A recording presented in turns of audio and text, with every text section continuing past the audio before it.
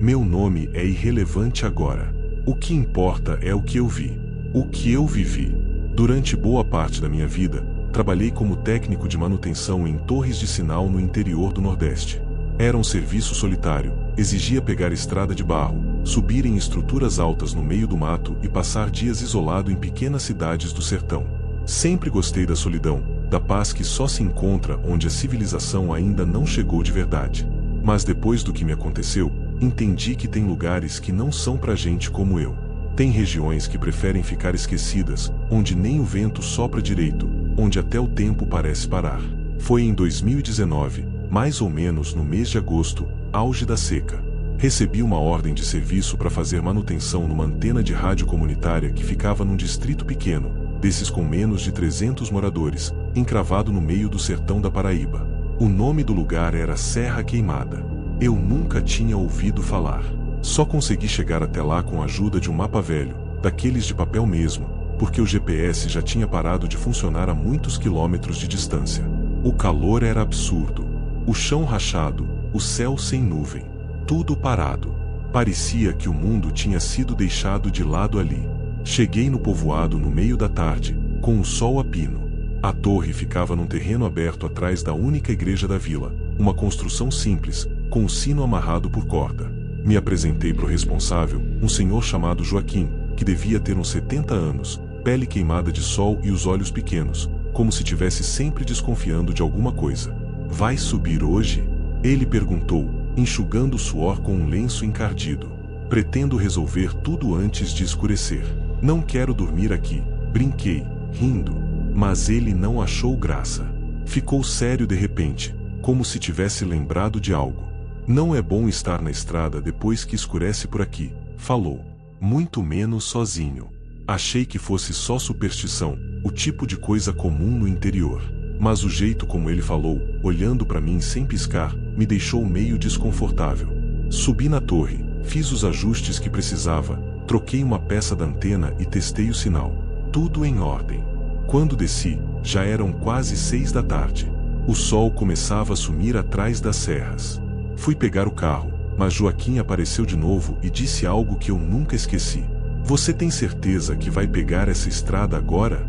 Por quê? Tá ruim?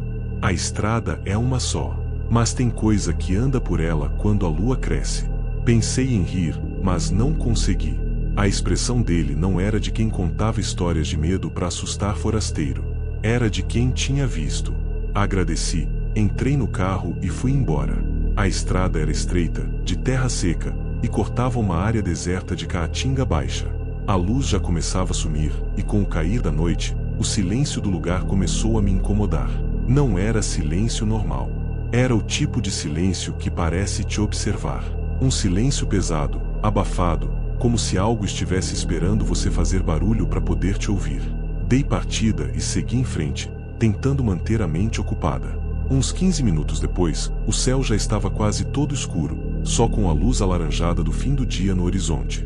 E foi aí que percebi uma coisa estranha. Meu carro parecia estar mais lento, mesmo com o pé firme no acelerador, como se o motor estivesse sendo puxado para trás. Pensei que fosse alguma falha mecânica. Parei o carro, desci para olhar. Quando fechei a porta, notei o cheiro. Um fedor azedo, forte, de carne podre. Olhei ao redor, não vi nenhum animal morto. Mas havia marcas no chão seco. Pegadas fundas demais para ser de cachorro ou qualquer bicho comum do sertão. E o estranho é que elas pareciam ter 3 dedos. 3 dedos longos e fundos, como garras. Aquilo me arrepiou por inteiro. Entrei de novo no carro e tentei ligar, mas o motor só fazia um barulho seco, sem dar partida. Olhei no retrovisor. Nada. Só escuridão. Só que, por alguma razão, eu senti que tinha algo ali. Como se tivesse alguém parado bem atrás de mim, me olhando pelas costas. Foi aí que ouvi um som que nunca tinha ouvido antes. Nem humano, nem animal. Era como uma mistura de rosnado grave com uma respiração arrastada. Vinha do mato ao lado da estrada. Travei as portas e fiquei parado, com o coração disparado. A escuridão já era total, e a única luz vinha da lua, enorme, cheia, iluminando o sertão como um holofote natural. Foi quando vi. Primeiro, 2 olhos brilhando entre os arbustos, refletindo a luz. Depois, uma silhueta se levantando. Sim, se levantando, no meio da vegetação seca. Aquilo não era um cachorro, nem um lobo, nem nada que eu conhecesse. A criatura tinha pelo escuro e desgrenhado, ombros largos e pernas como de animal, mas andava em pé. A cabeça lembrava de um cão, mas muito maior, com orelhas pontudas e um focinho longo. E ela me encarava, como se soubesse quem eu era, como se tivesse me escolhido. Fiquei paralisado. Não consegui nem respirar. Aquilo deu um passo, depois outro. As patas dianteiras terminavam em garras compridas, negras, que raspavam no chão seco. Eu tremia. Tentei ligar o carro de novo, e dessa vez o motor pegou. Com um rugido, engatei a marcha e arranquei. Só que o bicho veio atrás. Corria em 2 pernas, com a cabeça baixada e os braços balançando de forma desengonçada. Eu acelerava tudo o que podia, mas ele se aproximava. E eu via pelos espelhos, aquela coisa tinha um olhar humano.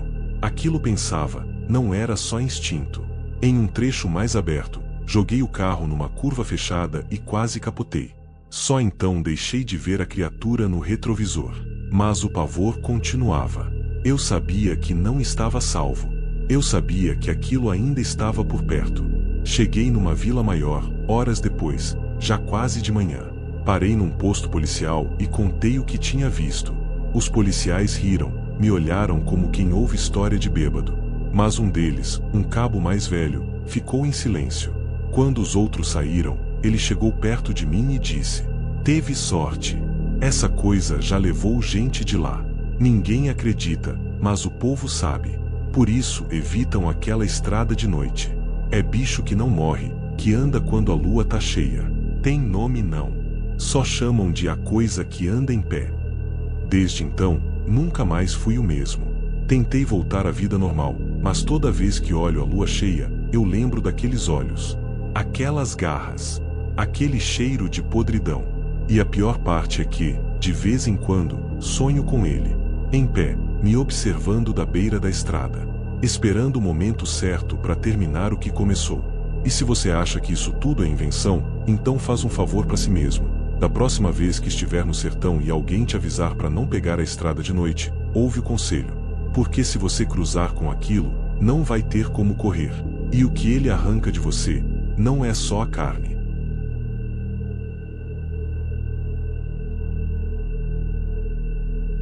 Se você cresceu no interior como eu, provavelmente já ouviu alguma história de lobisomem contada por avó ou tio velho durante a janta. E, como todo mundo, você deve ter dado risada ou se arrepiado na hora, mas acabou esquecendo no dia seguinte. Só que quando você vê um com seus próprios olhos, a coisa muda. Não dá pra esquecer. Não tem como voltar ao que você era antes. Eu morava com minha mãe num sítio afastado, a uns 10 quilômetros do povoado mais próximo. Isso no sertão do Piauí.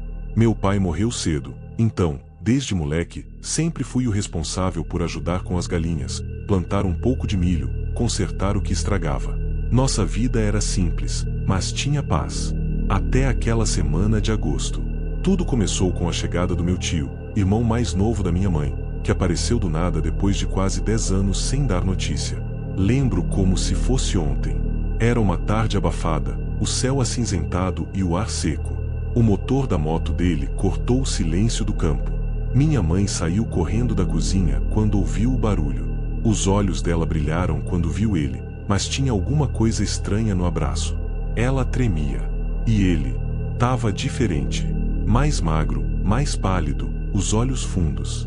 O rosto parecia de alguém que não dormia fazia semanas. Usava uma jaqueta mesmo com um calor insuportável e carregava só uma sacola pequena.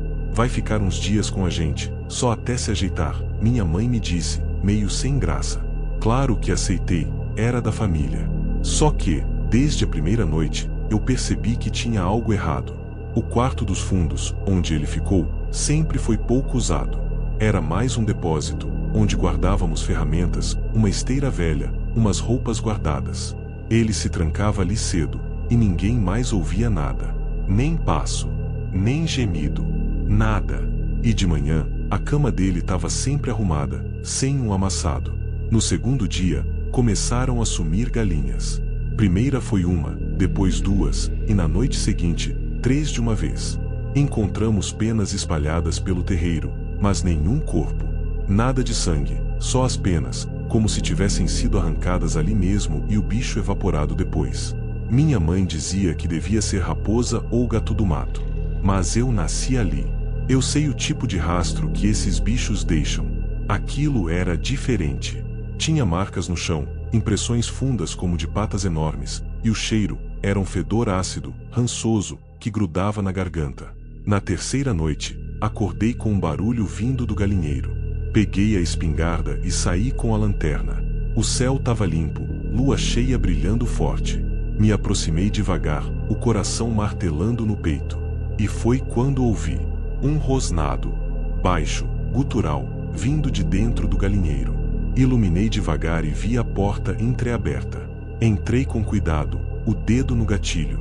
E então vi os olhos, 2 círculos amarelos me encarando lá do fundo, brilhando no escuro. E o que estava do lado deles não era uma galinha. Era uma criatura agachada, grande, com o corpo coberto de pelos escuros e grossos, os ombros largos e a boca espumando sangue. Antes que eu pudesse reagir, aquilo correu, arrebentou a lateral do galinheiro como se fosse papelão e sumiu na escuridão. Fiquei congelado. Aquela coisa não era animal comum. Era algo que não devia existir. Voltei tremendo. Quando entrei em casa, notei uma coisa. A porta do quarto dos fundos estava aberta. E meu tio não estava na cama. Esperei até de manhã, fingindo que nada tinha acontecido. Quando ele reapareceu, já estava trocado, limpo, como se tivesse dormido a noite toda. Mas havia terra nos pés, mesmo ele jurando que não tinha saído do quarto. Minha mãe parecia perceber as coisas também, mas não queria falar nada. Só que naquela noite, antes de dormir, me chamou na cozinha e falou baixo, com medo de que ele ouvisse. Teu tio, ele voltou diferente. Ele nunca foi de falar muito, mas agora, ele não é mais o mesmo. Tem algo nos olhos dele. E tem uma coisa que você precisa saber. Ela então me contou uma história que guardava desde a infância. Disse que, quando era menina, o irmão dela sumiu por 3 dias inteiros no mato. Só foi encontrado porque um lavrador achou ele pelado, encolhido atrás de uma pedra, com marcas de mordida nos braços e nas pernas. Ele não falava o que aconteceu. Ficou meses sem dizer uma palavra. Depois disso, passou a ter uns ataques estranhos, uns surtos na lua cheia. Até que um dia, foi embora de casa sem se despedir. Minha mãe chorou quando terminou. Pediu para eu ter cuidado. E eu jurei que teria. Só que eu não sabia o que fazer com aquilo. Não podia simplesmente expulsar ele. Na noite seguinte, me tranquei no quarto com a espingarda do lado. A lua cheia outra vez, brilhando como nunca. Lá pelas 2 da manhã, ouvi o primeiro estalo. Como ossos se deslocando. Depois, um urro abafado. Vinha dos fundos da casa. A madeira do piso rangia, e havia um som de respiração pesada, como de um animal gigante tentando se conter. Levantei devagar e fui até a cozinha. Fiquei espiando pela fresta da porta que dava pro corredor. E então vi. O quarto dos fundos estava entreaberto. De dentro saía uma sombra que crescia, se esticava, se rasgava. A pele dele, ela parecia se abrir em partes, como se algo estivesse saindo de dentro, empurrando para fora o corpo humano. Vi as costas se arquearem, as unhas crescerem em segundos, a mandíbula se alongando. Um urro surdo ecoou pela casa, e depois, silêncio. O que saiu de lá não era mais meu tio. Era uma criatura alta, peluda, com olhos queimando de febre e fome. Ele andou pela casa como se farejasse algo, e foi em direção ao quarto da minha mãe. Não pensei 2 vezes. Gritei, mirei e atirei. O som ecoou pelo mato inteiro. A criatura cambaleou, virou o rosto e me encarou. Nos olhos dela ainda havia alguma coisa humana. Um pedido, um desespero. Mas o instinto tomou conta. Corri até a porta da frente e fugi em disparada, ouvindo o som das patas pesadas atrás de mim. Entrei no mato, sem olhar para trás. Passei a noite escondido num curral abandonado, com a arma tremendo nas mãos e os olhos grudados na mata. Quando o dia clareou, voltei para casa. E lá encontrei minha mãe, viva, trancada no quarto, em choque. No quarto dos fundos, não havia mais monstro. Só sangue. E as roupas rasgadas do meu tio. Nunca encontramos o corpo. Nem sinal. Só as marcas no chão, os móveis quebrados e o cheiro horrível de carne queimada.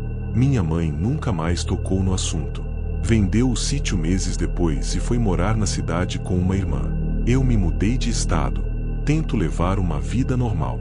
Mas tem noites que acordo suando frio, ouvindo aquele estalo, aquele som de osso virando outra coisa.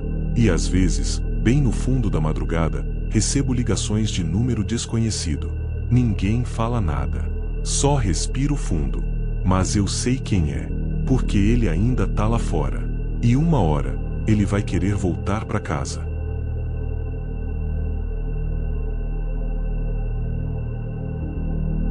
Não sei por onde começar, nem se isso que eu tô fazendo vai mudar alguma coisa, mas eu preciso contar. Tem noites que eu acordo tremendo, achando que ainda tô ouvindo os gritos, como se tudo tivesse acabado de acontecer. Só que não é um pesadelo. Aconteceu de verdade. Eu morava num sítio no sertão da Bahia, próximo de uma vila chamada Pedra Branca, onde o sol é forte, o mato é seco e o silêncio à noite parece ter peso.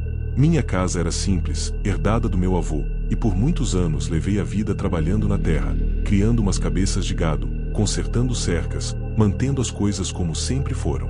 A paz daquele lugar começou a mudar no dia em que os Moura chegaram. Era um casal de cidade grande, com um filho pequeno.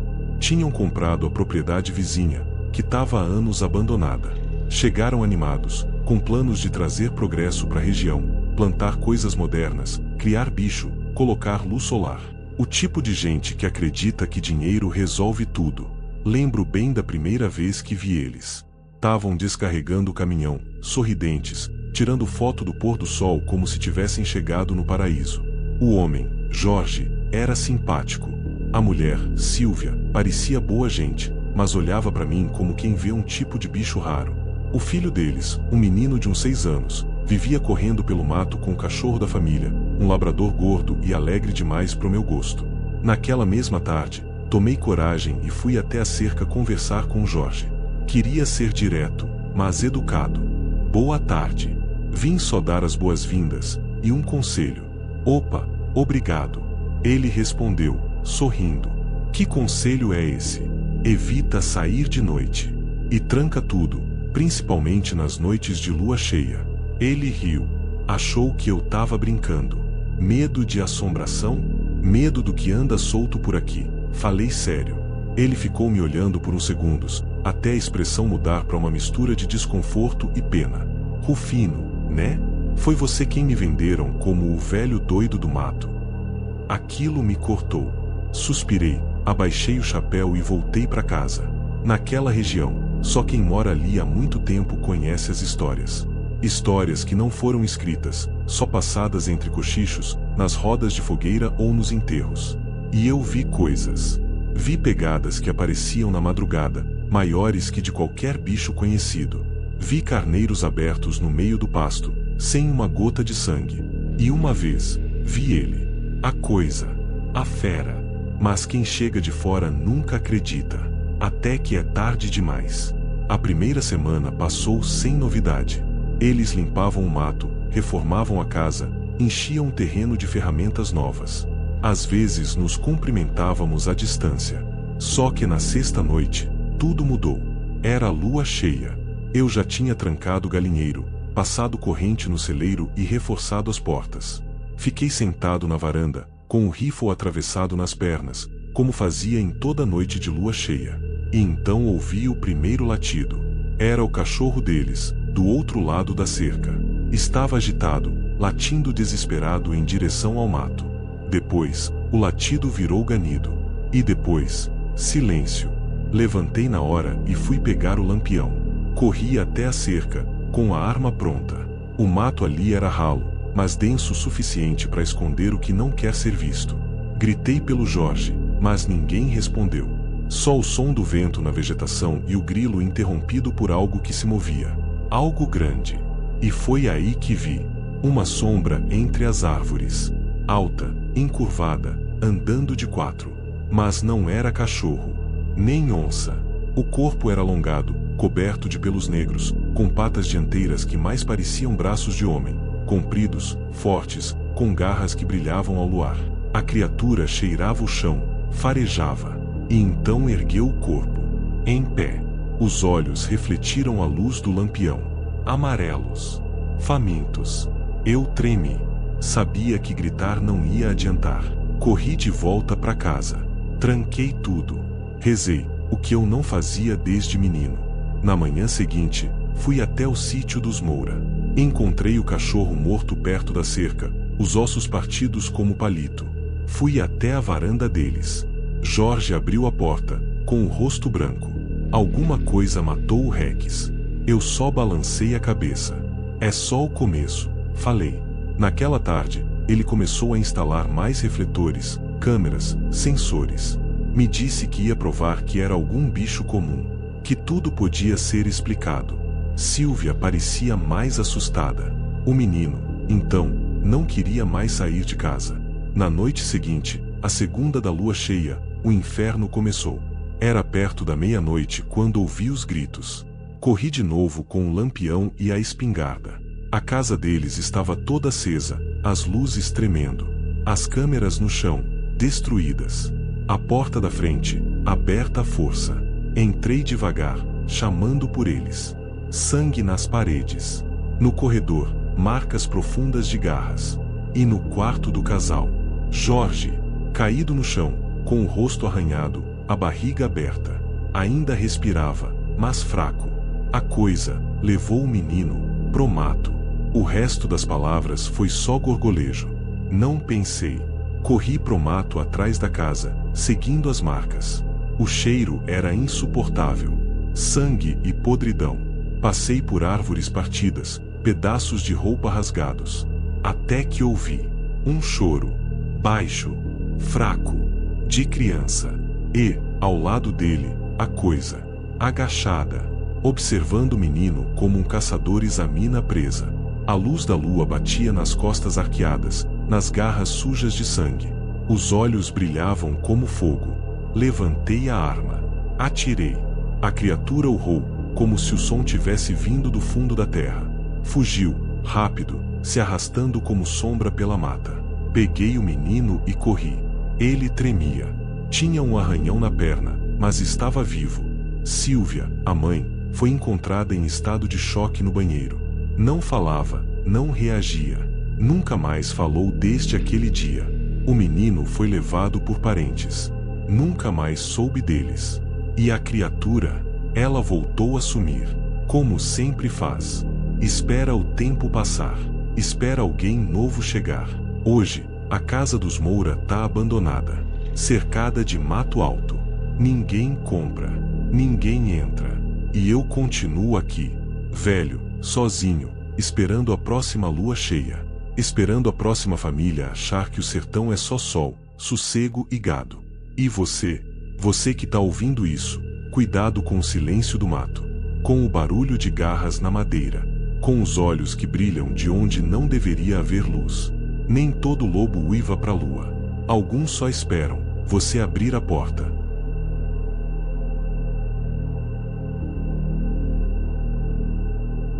Eu cresci escutando minha avó repetir que certas famílias carregam maldição como quem carrega nome. Ninguém vê, mas ela pesa até o último suspiro. No sertão onde fui criado, entre cactos e galinhas, essa palavra, maldição, não era usada à toa. Era dita com cuidado, como quem mexe numa colmeia de marimbondo. E na minha família, por mais que ninguém falasse abertamente, o assunto rondava feito urubu, sempre por perto, sempre em silêncio. Fomos criados num sítio pequeno, bem longe da cidade, perto de uma vila chamada Capim Branco, onde o mato toma conta da estrada, e o céu é mais escuro que o normal nas noites de lua cheia. Meu nome é Júlio, sou o caçula de 4 irmãos. O mais velho, Pedro, era o orgulho da casa. Forte, trabalhador, temente a Deus. Mas quando ele completou 12 anos, minha mãe começou a agir diferente. Dormia trancada, escondia a faca, benzia o menino com sal e óleo toda noite. Na época, eu era muito novo para entender, mas lembro de ouvir ela chorando no terreiro, de ver ela ajoelhada rezando horas a fio, com os olhos vermelhos e as mãos tremendo.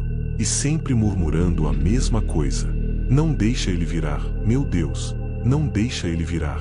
Ninguém explicava nada. Meu pai, um homem duro e calado, evitava até olhar Pedro direto nos olhos. E o menino, antes alegre, foi ficando estranho. Silencioso. Acordava suado, com marcas nas pernas, como se tivesse sido arrastado pelo mato. Uma vez, encontrei ele escondido no chiqueiro, com a boca toda suja de terra, os olhos perdidos. Perguntei o que estava fazendo. Ele só respondeu: "Tô tentando segurar." Aos 13, Pedro sumiu pela primeira vez. Foi numa noite de lua cheia. A gente escutou um barulho no mato, os cachorros uivando, o gado se agitando. Quando meu pai foi ver, encontrou a porta dos fundos aberta e a camisa do Pedro rasgada perto do curral. Passamos a madrugada procurando por ele.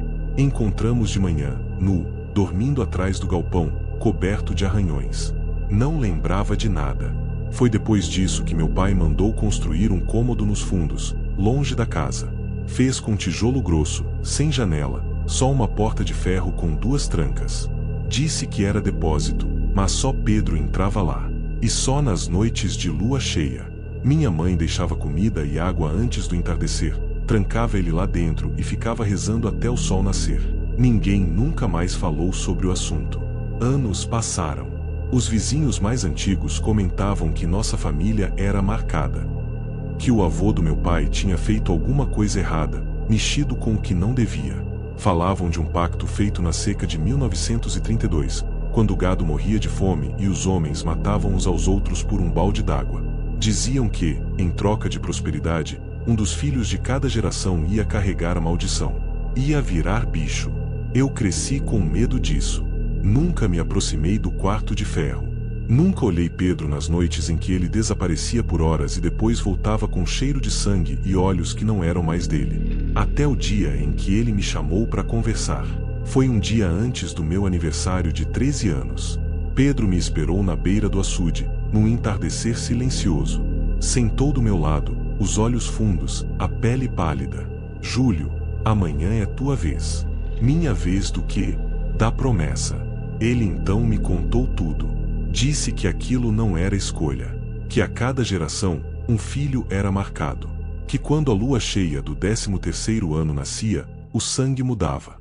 A carne rasgava. E se não fosse contido, se não fosse domado, virava bicho por completo. Perdia a alma. Disse que meu pai já sabia. E que por isso me evitava desde pequeno. Que a escolha tinha sido feita desde o meu nascimento. Eu era o filho da promessa. Voltei para casa sem conseguir respirar. Minha mãe me olhou nos olhos e chorou. Naquela noite, ela preparou o mesmo quarto onde trancava Pedro. Me levou até lá com as mãos tremendo, me abraçou como nunca tinha feito, e disse só: "Me perdoa, meu filho." Fiquei ali dentro por horas, no escuro. O quarto era frio, úmido, com cheiro de terra e ferrugem. Não tinha cama, só uma manta no chão. E então, a dor começou. Primeiro nos ossos, depois nas costas. Os músculos pareciam estar sendo arrancados e recolocados. Me contorci no chão, gritei, chorei, pedi ajuda. Mas ninguém veio. Senti os dentes se alongando, as unhas crescendo, o peito estalando como se meu esqueleto estivesse sendo quebrado por dentro. E então, desapareci. Não lembro o que fiz naquela noite. Só lembro do gosto de sangue na boca ao amanhecer. E do som da tranca se abrindo. Pedro me ajudou a levantar. Eu tremia. Estava nu, coberto de arranhões e com dor em partes do corpo que eu nem sabia que existiam. Ele me olhou nos olhos e disse: "Agora é tua vez de carregar. Mas nunca esquece, o bicho vive dentro da gente. Quem manda é você. Só você." A partir dali, minha vida virou uma contagem de luas. Meu pai morreu pouco depois, atropelado por um caminhão de madrugada. Alguns dizem que foi acidente. Outros dizem que ele preferiu a morte a ter que lidar com mais um filho condenado. Pedro sumiu 2 anos depois. Só deixou uma carta dizendo que não aguentava mais. Que tinha medo de perder o controle. Nunca mais foi visto. Hoje, sou o único da família que sabe da verdade. Os outros irmãos fingem que nada aconteceu. Minha mãe envelheceu rápido, como se cada lua cheia tirasse um ano da vida dela. E eu sigo aqui, trancado nas noites de lua, esperando, rezando para que o sangue não vença a alma. Se você, por acaso, ouvir algo caminhando de madrugada no mato, algo que respira pesado e arranha a madeira da sua porta, não acenda a luz. Fique quieto, porque talvez não seja só um bicho. Talvez seja alguém que, como eu, nasceu com um fardo que ninguém quer.